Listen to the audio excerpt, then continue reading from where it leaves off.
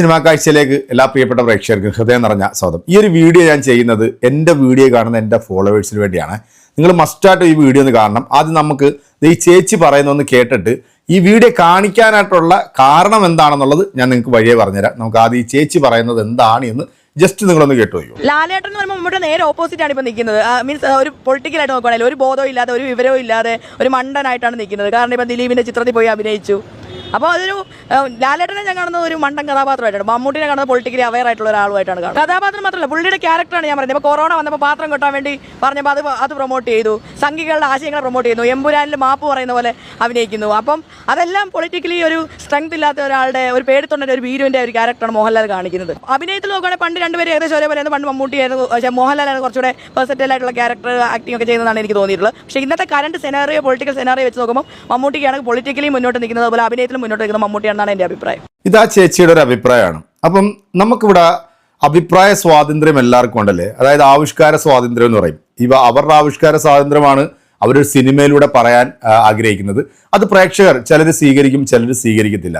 അപ്പം ഈ ഭയം ഭക്തി ബഹുമാനം എന്നൊരു സിനിമ ഇത് തിയേറ്റർ റിലീസ് ചെയ്ത സമയത്ത് ആ സിനിമ കണ്ടിട്ട് ഇറങ്ങിയിട്ടുള്ള നോർമൽ ഓഡിയൻസിന്റെ റെസ്പോൺസും അവരുടെ അഭിപ്രായങ്ങൾ എന്തൊക്കെയാണെന്നുള്ളത് ഇപ്പോഴും യൂട്യൂബിൽ നിങ്ങൾ പോയി നോക്കിയാൽ നിങ്ങൾക്ക് കാണാൻ സാധിക്കും. കാരണം അതിനകത്ത് അവർക്ക് ആർക്കും ഈ പറയുന്ന ലാലേട്ടന്റെ ക്യാമിയോ റോൾ ഇഷ്ടപ്പെട്ടിട്ടില്ല എന്നുള്ളത് തന്നെ. ലാലേട്ടൻ ചെയ്തു വെച്ചിരിക്കുന്ന കുറെ സിനിമകളുടെ റെഫറൻസ് എടുത്തുകൊണ്ടാണ് ആ സിനിമയിൽ ഒരു ക്യാമിയോ റോളിൽ ലാലേട്ടൻ എത്തുന്നത്. സത്യത്തിൽ ദിലീപിന്റെ ഈ ഒരു വിഷയം ഇങ്ങനെ കിടക്കുന്നത് കൊണ്ടും ആ ഒരു സിനിമയിലേക്ക് ആളെ ആകർഷിക്കാൻ വേണ്ടി, അല്ലെങ്കിൽ ലാലേട്ടന്റെ ഫാൻസുകാരെ ആകർഷിക്കാൻ വേണ്ടിയാണ് ആ ഒരു സിനിമയിൽ ഒരു ക്യാമിയോ റോളിൽ ലാലേട്ടനെ കൊണ്ടുവന്നത്. പക്ഷെ അത് വേണ്ട രീതിയിൽ അവർ പ്രയോജനപ്പെടുത്തിയില്ല എന്നുള്ളതാണ്. ആവിഷ്കാര സ്വാതന്ത്ര്യം എന്നൊക്കെ ഇവരൊക്കെ ഇങ്ങനെ കോരകോരം പ്രസംഗിക്കാറുണ്ടല്ലോ. നിങ്ങളിപ്പോൾ ഈ കാണുന്നില്ലേ, എൻ്റെ ഈ സ്ക്രീൻഷോട്ട് നിങ്ങൾ കാണുന്നുണ്ടല്ലോ.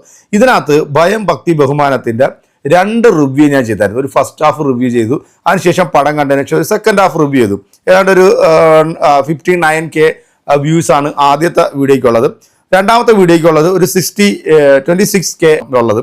അതിന്റെ താഴെ നിങ്ങൾ കാണുന്നുണ്ടല്ലോ 2 റെഡ് മാർക്ക് കാണുന്നുണ്ട്. അതായത് ഒന്ന്, ഇവരെനിക്ക് സ്ട്രൈക്ക് അടിച്ചിരിക്കുകയാണ്. അതായത് ഈ സിനിമയുടെ അണിയറ പ്രവർത്തകർ ഈ ഒരു പക്ഷേ ചിലപ്പം സിനിമയുടെ പ്രൊഡ്യൂസറിൻ്റെയോ അല്ലെങ്കിൽ സിനിമയുടെ മറ്റു മേഖലയിൽ നിന്നുള്ള ആളുകളുടെയൊക്കെ നിർദ്ദേശപ്രകാരമാണ് എനിക്ക് ഈ 2 വീഡിയോയ്ക്കും സ്ട്രൈക്ക് അടിച്ചിരിക്കുന്നത്. ഇത് ശരിക്കും പറഞ്ഞാൽ ആവിഷ്കാര സ്വാതന്ത്ര്യത്തിൽ കൈകടത്തുക എന്നുള്ളതല്ലേ ഈ കാണിക്കുന്ന തെമ്മാടിത്തരം. ഇത് കാണിച്ചവൻ എവനാണേലും കൊള്ളാം, എൻ്റെ ചാനൽ അടിച്ചു കളയാൻ വേണ്ടി കാണിച്ചിട്ടുള്ള ഒരു തെമ്മാടിത്തരമാണ്. അപ്പൊ ഇവരൊക്കെ നമ്മൾ പറയുന്ന അഭിപ്രായങ്ങൾ ഇവർ ഭയക്കുന്നു എന്നുള്ളത് കൊണ്ടാണല്ലോ ഇത്തരത്തിലൊരു തോന്നിയാസങ്ങൾ വന്നിട്ട് ഇങ്ങനെ കാണിക്കുന്നത്. ഉളുപ്പുണ്ടോടാ നിനക്കൊക്കെ?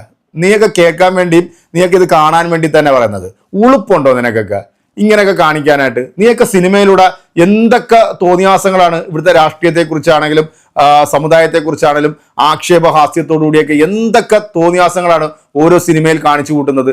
ഇതിനെതിരെയൊക്കെ ആരെങ്കിലും ഇവിടെ വന്നിട്ട് എന്തെങ്കിലും ചെയ്യാറുണ്ടോ? അപ്പോൾ അഭിപ്രായം പറയുന്നവന്റെ വാ മൂടി കെട്ടുക എന്നുള്ള ഒരു പിറപ്പ് തരമാണ് ഈ കാണിച്ചിരിക്കുന്നവൻ എവനാണെങ്കിലും ചെയ്തിരിക്കുന്നത്. എന്തായാലും ഞാൻ കൃത്യമായിട്ട് ഞാൻ ആ വീഡിയോയിൽ യൂട്യൂബിന് ഞാൻ റിപ്ലൈ കൊടുത്തിട്ടുണ്ട്. ഇന്ന രീതിയിലാണ് ഞാൻ ചെയ്തിട്ടുള്ളത് എന്നുള്ള രീതിയിൽ ഞാനത് കൊടുത്തിട്ടുണ്ട്.